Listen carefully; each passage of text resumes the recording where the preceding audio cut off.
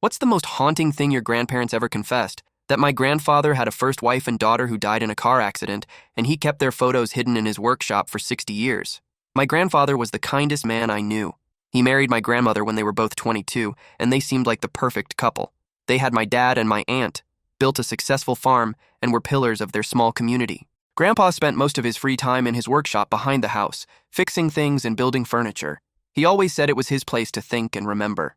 When he passed away at 85, my dad and I were cleaning out his workshop when we found a small wooden box hidden behind some old paint cans. Inside were photos of a young woman I'd never seen before, and a little girl who looked maybe 3 years old. There were also 2 death certificates dated 1943 and a wedding ring. My dad went pale when he saw the photos. "I don't understand," he said. "Who are these people?" We took the box to my grandmother, who was 90 and still sharp as a tack. When she saw the contents, she started crying. "He never told you about Mary and little Sarah," she said quietly.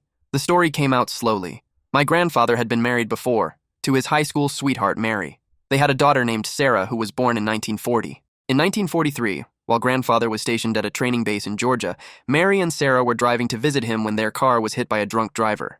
Both died instantly. Grandfather came home from the war broken and haunted. He met my grandmother at a church social in 1945, and they fell in love. But he never talked about his first family. "He used to have nightmares," grandmother explained. "He'd wake up calling for Sarah, his little girl. I knew he was carrying something heavy, but he said talking about it made it worse. She knew about the photos in his workshop. He'd asked her permission to keep them there when they first got married. I told him that loving them didn't mean he couldn't love us too. But he was so afraid you children would think he didn't love your father enough if you knew he'd had another daughter first." My dad was devastated. "All these years I had a sister I never knew about. Why didn't he trust me with this?" Grandmother explained that grandfather had planned to tell the family when we were older, but as the years passed, it became harder to bring up. We found out later that grandfather had been sending anonymous donations to a children's safety foundation every year on Sarah's birthday. He'd also quietly paid for a small memorial garden at the cemetery where Mary and Sarah were buried.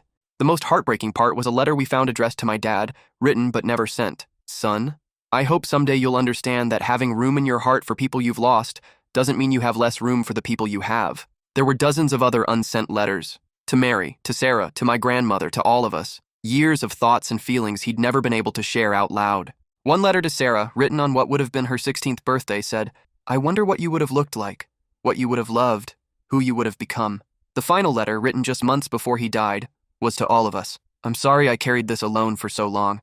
I thought keeping quiet would protect you, but maybe I was just protecting myself." My grandmother lived 3 more years after we found the letters. She spent those years sharing stories about how grandfather would sometimes smile at nothing and say Sarah's name under his breath. Sometimes the heaviest secrets are the ones we carry to protect the people we love.